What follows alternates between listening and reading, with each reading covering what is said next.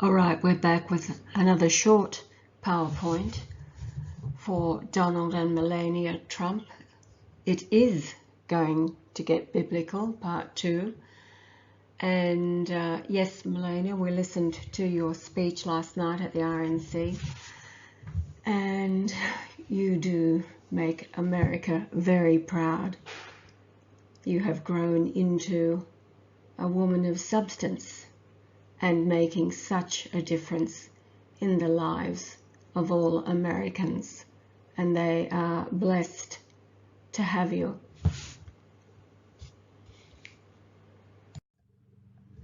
Now, we all know that as Jesus, Yah created the first quantum, when 2 or 3 are gathered in my name, there I am. Whatever you ask, that's a quantum.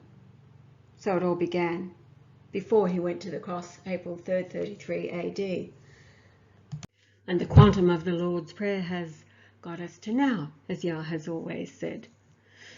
Now, you can find your own fiery why. I had one in 2008 that was even better than this one. I just found this on the web. But this is what it is all about. The quantum source. And now, the prayer, which begins with thought. Our Father, who art on the earth, hallowed be thy name. I'm sorry, you mean me. Where's the hello, babe? Oh, hello. Hello. And the name Yahweh-Jesus, Brian Leonard, Golightly-Marshall. Thy will is done on the earth as it was in heaven. Give us this day our daily bread. We are no longer led into temptation. We are delivered from evil. For thine is the kingdom upon the earth, forever and ever. So continuing with the theme of Yah's age in days multiplied by pi, what is the date that Yah would be 88,888 days old divided by pi? Why 8888 days? Somebody else, who knows? But anyway, 5 eighths. Because another end-time character in this history is Australia's PM Scott Morrison, a Pentecostal Christian who believes his rise to Prime Minister after the lovely person of Malcolm Turnbull was divine, and he is right.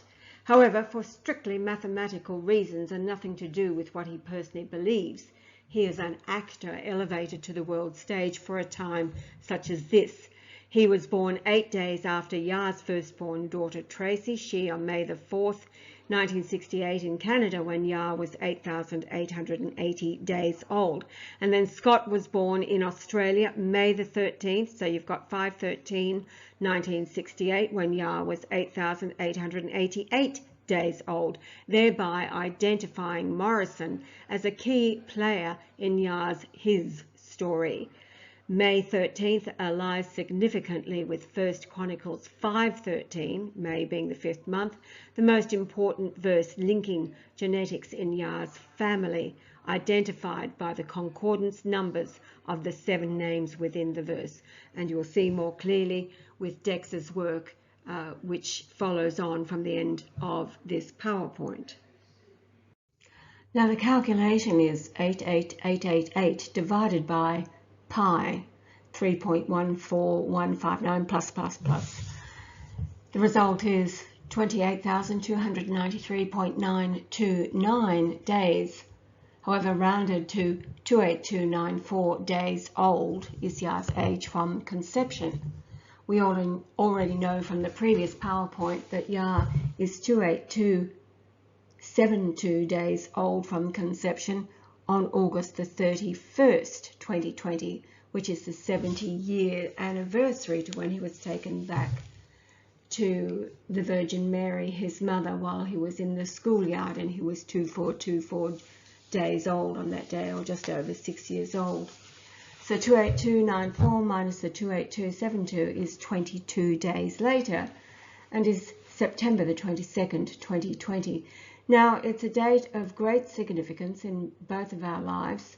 I haven't written in there, but it's the date, September the 22nd, 1990, when my family, that's myself and the children and their father, left Australia to go and live in Canada for 12 months and then the USA and then back to Canada, away for a total of 14 years.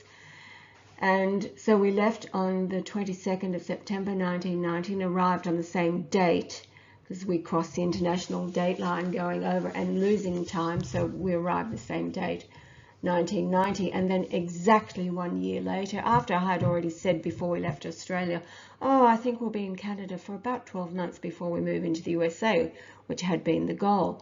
But it was the 22nd of September in 1991 that we moved over into the USA as resident aliens on an L1 visa to live out what I call the B-grade horror movie of our lives and experiences while in the USA for those years, and then back into Canada until it was all over in BC, and I came back to Australia in 2004 because I was looking for Yah. But anyway, in Yah's life, it was the day that Yah's stepbrother Ron died, September 22nd, 2011, though we were not told until a very long time later, and it was Michelle, because of course Michelle is the daughter of Ron.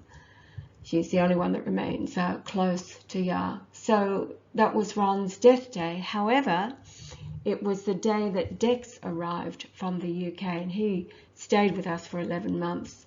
He went back to the UK and produced a DVD and did present it to John Lennox at Oxford University. He is a mathematician and very connected, and he's a Christian apologist who debates atheists all around the globe and debating for the evidence of a creator. So he's very connected to Christian leaders all around the world, highly esteemed throughout the world, and that included Ravi Zacharias, who died recently and was mourned particularly by Kayleigh McEnany, the White House press secretary, who made it known that there were many in the White House who were mourning the passing of Ravi Zacharias, regarding him a great teacher. Well, I wrote extensively to Ravi Zacharias, explaining all things to him about Yah and the mathematics of it all, the wonder of it all, the altar to the Lord in the midst of Egypt. And of course, there was absolutely no response as usual, as was there no response when Dex presented his DVD, getting it into the hand of John Lennox at Oxford.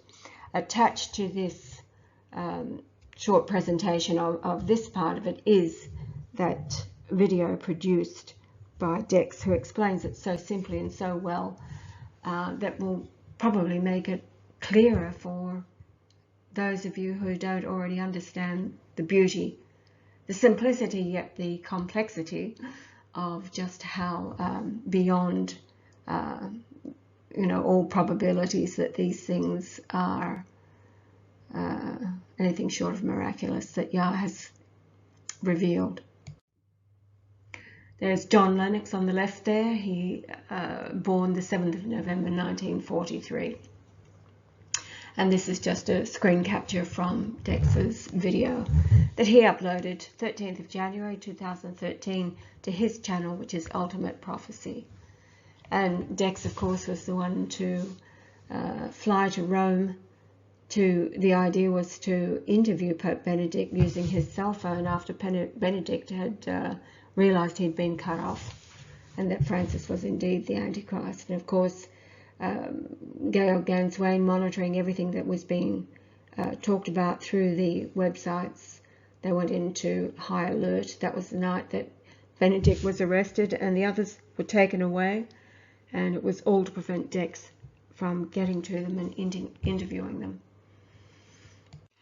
So September the 22nd, 2020, Yah's age in days from conception, 28294 times 2 times pi, creates a pyramid and the base of the pyramid around all four sides ends up being 177,776.445. One side, so now dividing by 4, therefore becomes 44,444.111444 in the Greek concordance is certain man, which began Yah's revelation in 1990, the irritation of the use of the word certain when referring to Jesus, as the lovely people would never use his name but refer to him as that man certain. However, in the Hebrew concordance 444, it means to become corrupt and filthy, which is exactly what mankind has become under the influence of the same lovely people. The 44, however, is the year of Yah's birth, 1944, and the .111 is his birthday, the 11th of January. The 1777 within the Hebrew concordance means judge, contend, execute, plead, strife, that is Yah. However, in the Greek concordance 1777 means in danger of, guilty of, and subject to. So who are we talking about? Well, all mankind who has been led astray and corrupted by the lovely people, etc., they run smack bang into the judge who is Yah. Yah says we now measure from the moon position at 12:16 on August the 31st, 1950, 70 years ago coming up, to the moon position at 12:16 on the 22nd of September 2020. The distance between the two is 4849 kilometers, which is the precise height of the Great Pyramid with the capstone in place in feet, 484.9. And that equals 5,813 pyramid inches, and the distance from the southeast corner of the Holy City, the home at 150 Nell Street, Greensboro, to the South Pole in kilometers, and the latitude of the home 31680 kilometers around the Earth. Now, this is the screen capture of Yah's program, Discover Australia, where the two circles are the moon locations on the Earth between those two times. 31st of August 1950, when he was taken back to Carmel. He was 2424 days old.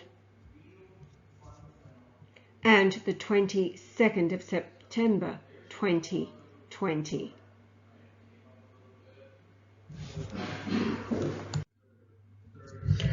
Now, the map that you just saw from the previous slide is actually a screenshot from the Magellan Discover Australia program on Yah's computer. Now, that program is in vivid colour, and it is the mostly blue of the vast ocean that was the screenshot. And yet, what we got from the screen capture is only a short line of the base and the southwest corner in the ocean of the Holy City, which is a teal colour. All else is grey or white on the map. The nations are shades of grey, or some of them, like Australia, are white only. Where there are only grey nations, they are the same grey of what should be very vivid blue ocean, now all grey. This is not possible. It was a screenshot.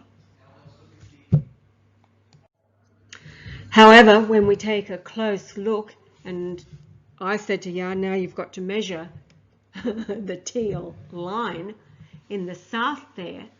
The measure of the south-north short line is 267 nautical miles, while the south to east longer line is 761 nautical miles. 761 is the measure in feet of the base of the altar to the Lord, and the 267 takes us right back to Job 26:7. The earth was hung in an empty place upon nothing, and is also the baseline measure of 267 feet of one side of the 11-tiered pyramid on Tahiti, its distance to the South Pole 4,990 miles and is in the Greek Concordance, a number listing for Christ, God and Saviour. Now, it took Adam to point out to us this very short teal line in the top of Australia, that being the Gulf of Carpentaria there. So Yah measured it on his Magellan software, and it is 19.4 kilometres. So the northwest to northeast border of the Holy City is 2,220 kilometres long, minus the length of the teal line, which is 19.4 kilometres, equals 2,200.6 kilometres.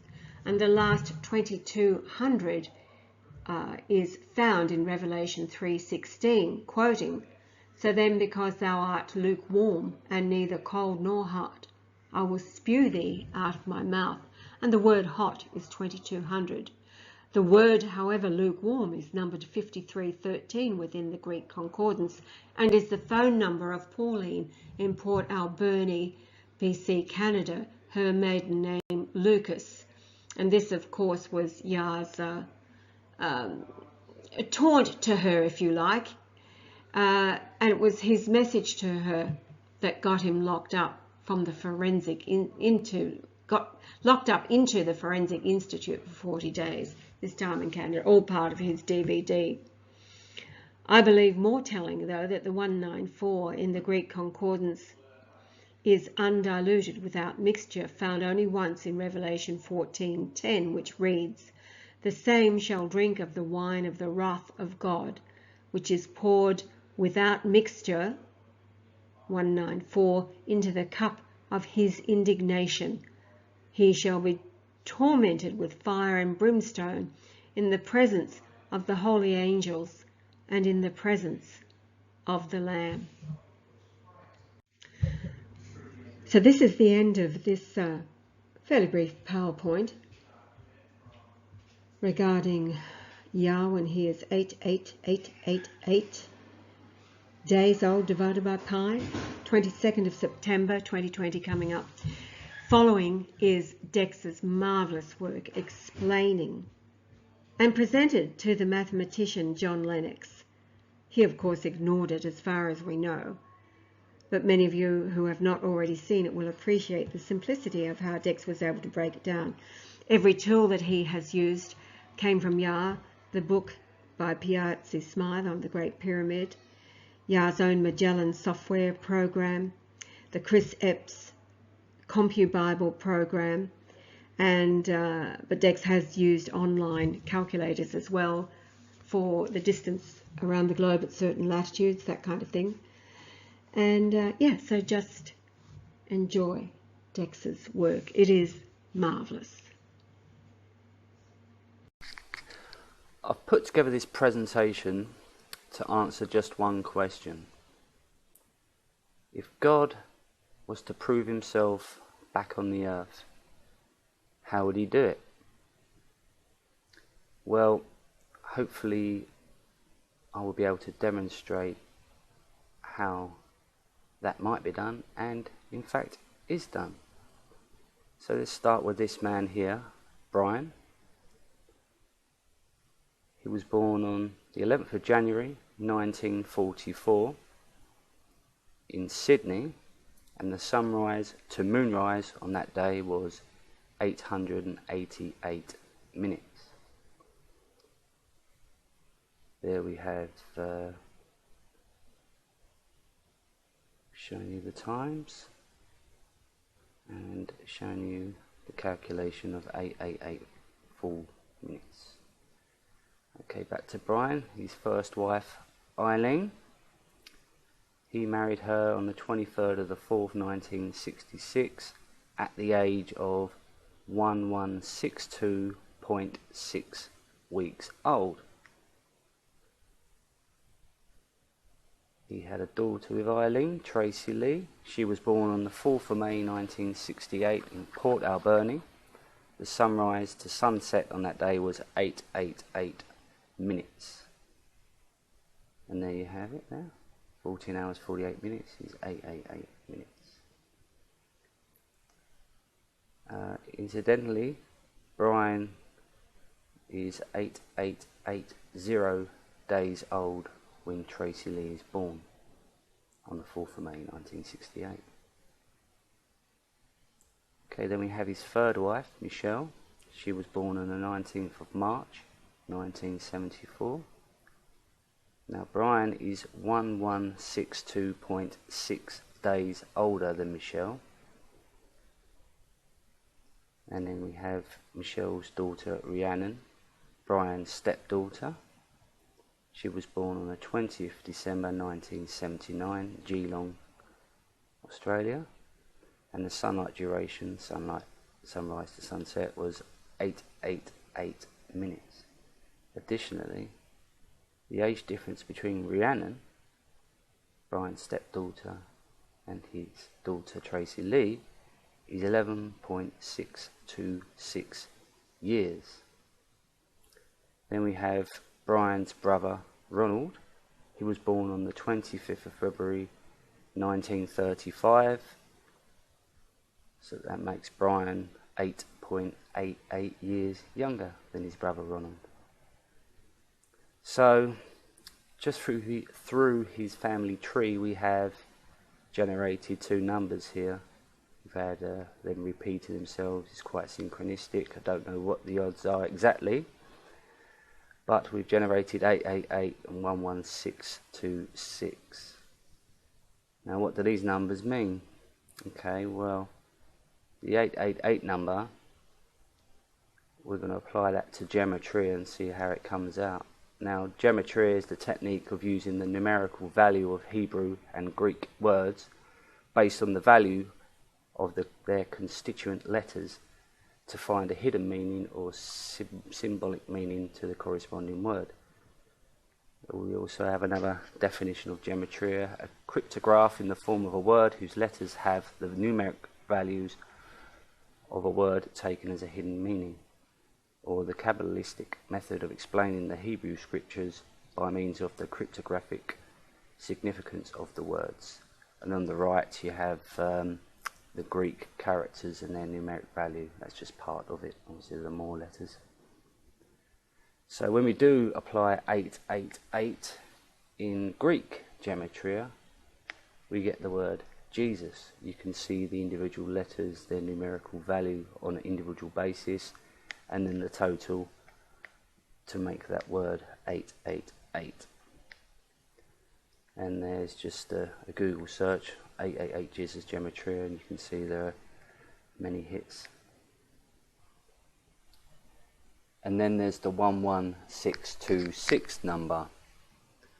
11626 is found in the Great Pyramid of Giza in the antechamber. Its extreme length from north to south, that being 116.26 pyramid inches.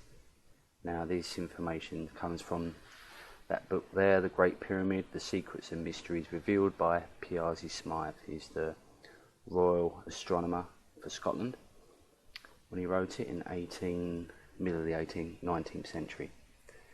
So it's showing you here the 11626 number coming up in other dimensions in the pyramid. One being its relationship to pi and the base of the pyramid being 365.242 sacred cubits. These are some geometric diagrams of the relationships of pi, 365.242 and the 11626 number. So back to Brian's family tree. Brian had another daughter, Nicole Eileen, with Eileen. She was born on the 2nd of November 1977. Nicole is 777 days, or if you like, 2.127 years older than Rhiannon. Michelle gave birth to Rhiannon when she was 32.75 years old. So these two numbers, 2127, 3275, what do they mean? Okay, well I'm going to apply these to Strong's Concordance. So what is Strong's exhaustive concordance of the Bible? You can read up on it there, but basically it's every word in the Bible was assigned a number. God was assigned 1, and various other you'll see later. But it was used as a codex for quick cross-referencing and that type of thing. But every word in the Bible has a number associated with it. For instance, the 2127 number equals Zia. I'm using a computer version of Strong's Concordance, therefore I can just type in the concordance number and it will tell me what word that associates with. We can follow that through to its origin. So the 2127 number is Zia. The 3275 number is Yakan. Now each of these words only appear once in the whole King James Version, 1611 Bible. You can see there number of references found once.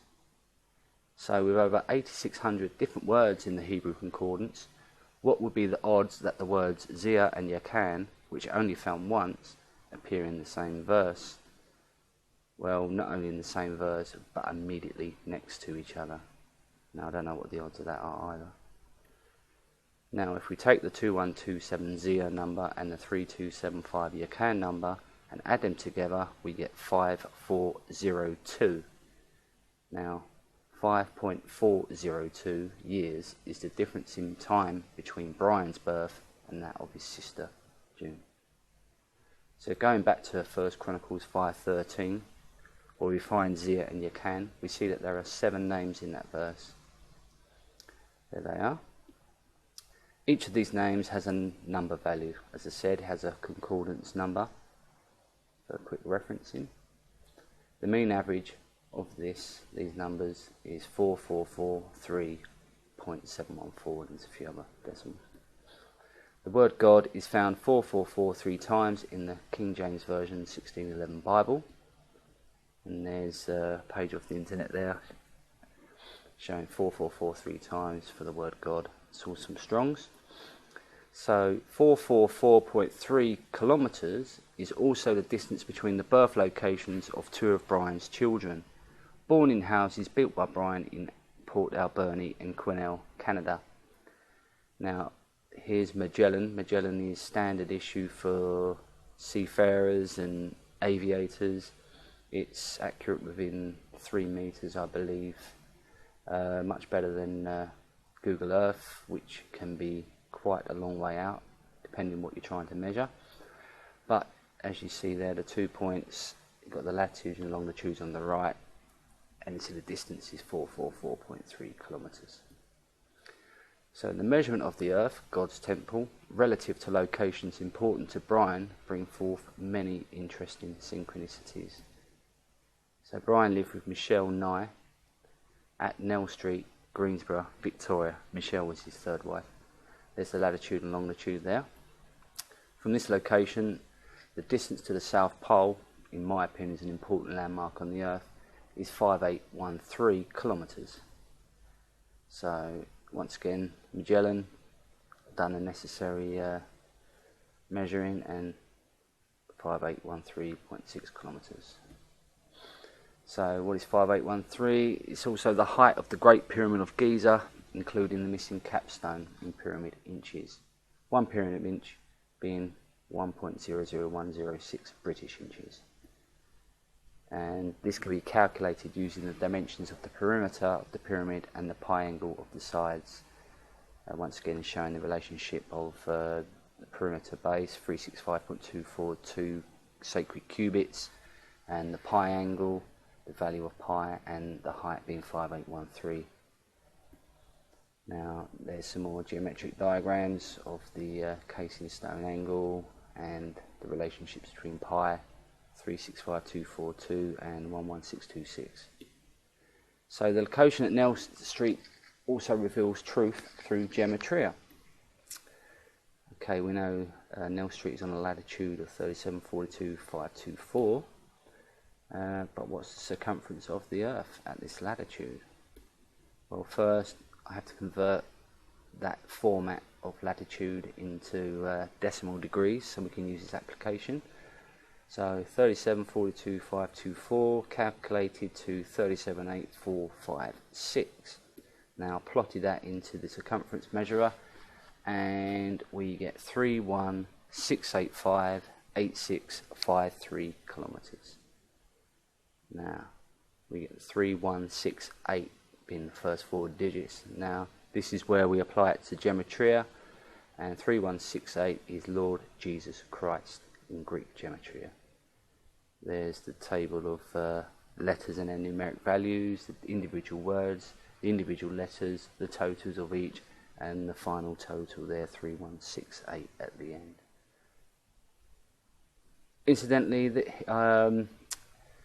in order to show that not everyone's life and family tree generates all this synchronicity and numbers that actually have meaning, I took a similar pool of people in my family and done the necessary calculations as far as I could. It's a little incomplete, but you can see there are no synchronicities at the moment, and also with the difference in time of birthdays, etc. as well.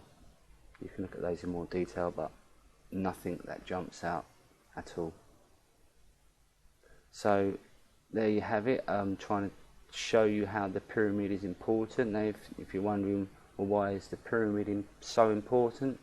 It's just a tomb that was built by Egyptians. Well, follow on and you'll see in the following presentation how you may not believe it.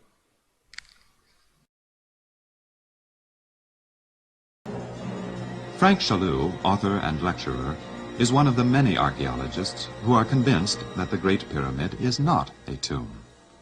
The reason that the Great Pyramid is not a gigantic tomb is evidenced by the fact that when we do examine the coffer in the king's chamber, there are no inscriptions thereon, no embellishments, neither any on the walls, any hieroglyphs in honor of such a king and his deeds. And of course, historically speaking, there never was a body found, no evidence of that kind whatsoever. And we know that the sarcophagus couldn't have been drawn up its passages because the width of the coffer would prohibit its being drawn along the passage system into this inner chamber. And also, the peculiar fact is that there is no lid, nor were there any fragments of such a lid ever found. This lidless coffer seems to suggest that this represents the chamber of the open tomb, that this room is not a tomb of death, but a room of life, further corroborated by the fact that there are ventilating tubes bringing in oxygen from the outer atmosphere into this room. In other words, there's some other signification involved with regard to the reason for the erection of the structure.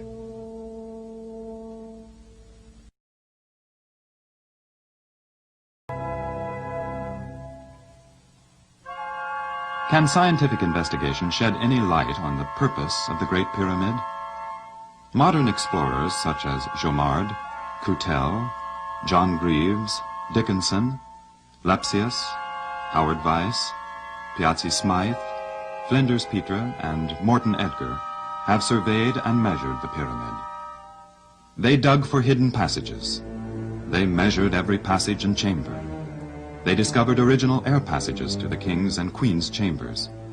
Excavating the modern rubble, they unearthed the only remaining casing stones. They computed the height and debated the conflicting measurements of the base length. A startling new scientific theory emerged.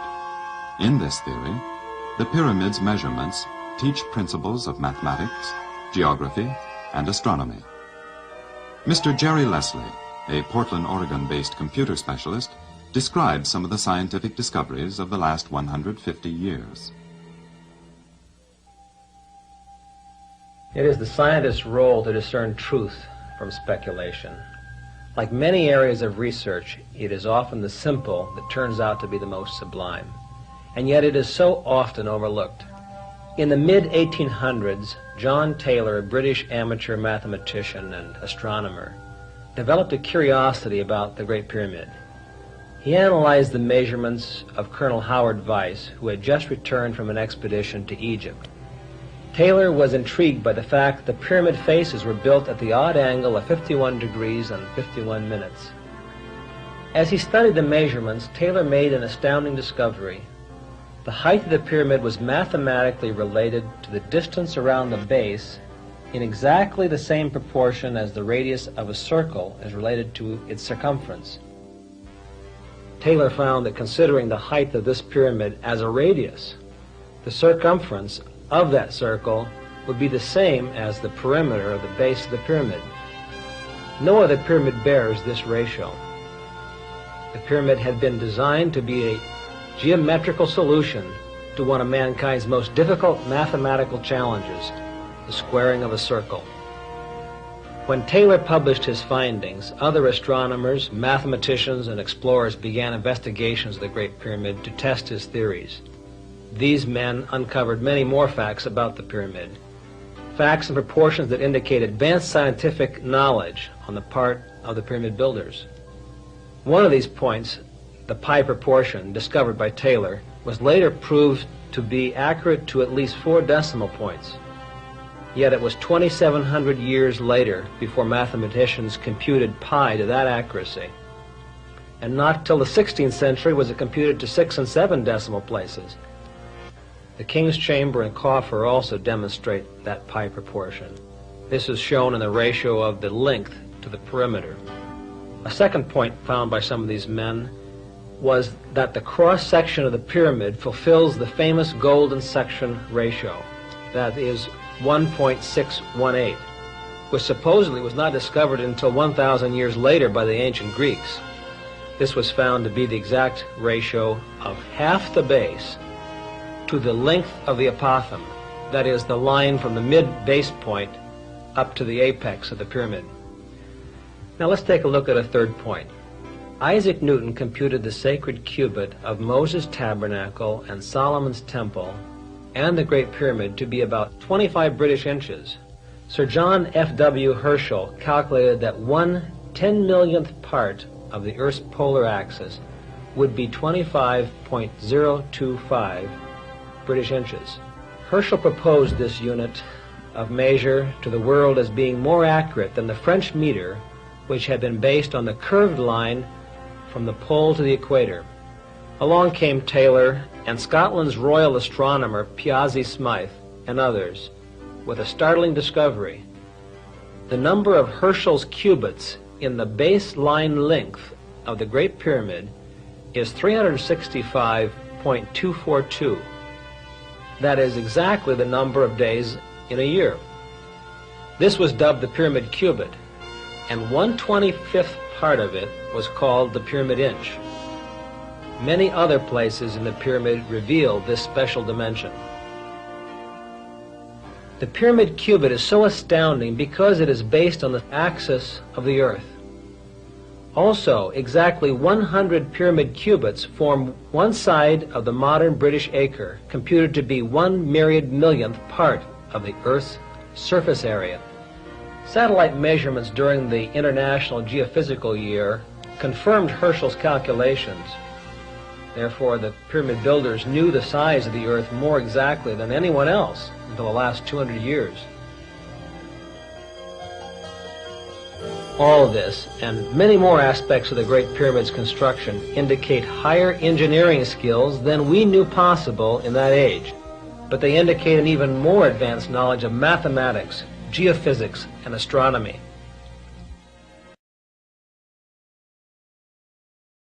One striking fact discovered by Morton Edgar was that the odd pyramid passage angle, 26 degrees 18 minutes 9.7 seconds, when placed on an equal projection map, exactly passes through the city of Bethlehem. The number of years from the pyramid's construction to the birth of Jesus is indicated by the distance to Bethlehem, using the base of the pyramid as a measure.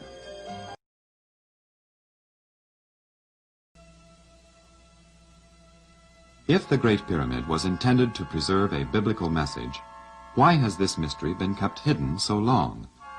Surely the builders must have had some idea of its purposes.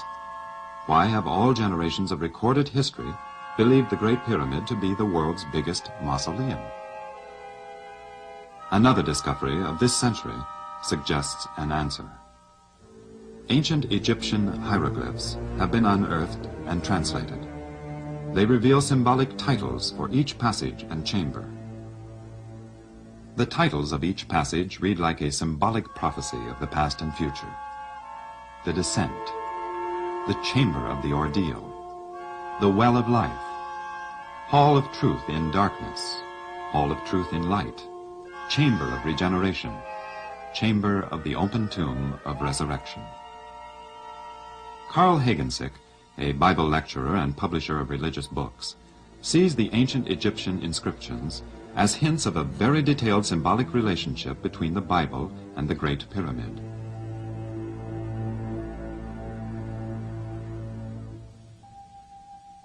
The concept of a resurrection is one that is distinctly Judeo-Christian in its origins.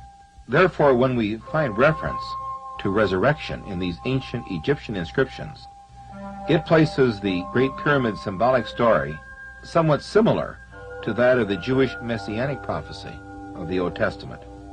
Now, there's another theological point that is peculiar to the Hebrew and the Christian tradition, and that's the concept of the fall of man, or his descent in some ancient time.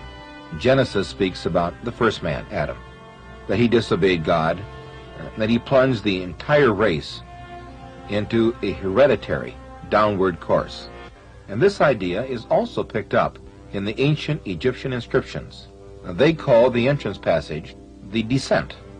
But today, modern man doesn't have to rely on ancient Egyptian records for his knowledge of God. Perhaps the most ancient, and certainly the most reliable source of religious records, is recognized as being the Bible. And when we compare the Bible to the Great Pyramid, it's amazing to see just how closely they correspond. For instance, the Bible speaks of the ultimate destinies of men, and it speaks of them as though there were three. The Great Pyramid has three chambers, three ultimate destinations. Each of these three in the pyramid is arrived at through a passage structure. Each of the destinations in the Bible is arrived at by what the Bible calls a way. These three ways in the Bible are described as the broad road that leads to destruction, the narrow way that leads to life, and the highway that leads to holiness.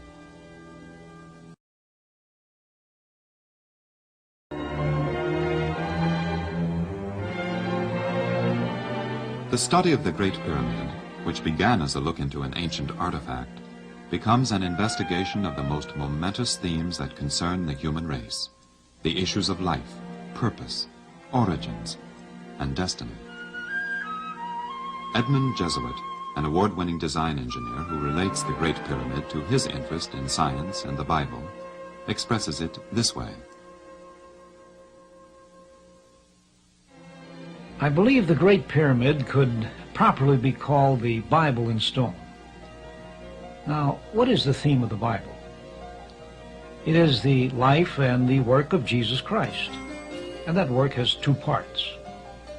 The first part is redemption, dying that man may live. The second part is restoration, giving that life to the world for all to benefit from the redemption. And the pyramid depicts both parts, not only in the passage system, but in other ways as well. Now, in the pyramid, the well shaft pictures the redemptive work of Jesus, providing a way of escape from the pit of death to the chambers of life. The Bible calls Jesus the Lamb of God, who takes away the sin of the world. Now, notice how strikingly the pyramid points to Jesus as the Lamb. In the well shaft's grotto, there's a natural rock formation projecting from the original bedrock, and this clearly resembles the shape of a lamb's head. Now, this remarkable rock formation was there before the pyramid's foundation was laid, and the Bible says that Jesus was the Lamb of God before the foundation of the world. Well, hopefully you see now that the pyramid is more than just a tomb built for pharaohs, but here's a couple of other tidbits you might like. The location of the pyramid on the earth. Its placement is remarkable. The pyramid lies in the exact centre of all the land area of the world, dividing the land mass into equal quarters approximately. The north axis, the north-south axis, 31 degrees east, is the longest land meridian. And the east-west axis, 30 degrees north, is the longest land parallel on the globe. There is only one place that these longest land lines can intersect, and that is where the Great Pyramid stands. Well, if the pyramid was so important, you'd think it'd be written in the Bible. Well, it is. And in Jeremiah 32:20, God said, "Which has set signs and wonders in the land of Egypt, even unto this day." In Joshua 22:26, "Therefore we said, let us now prepare to build us an altar, not for burnt offering, nor for sacrifice, but that it may be a witness between us and you and our generations after us."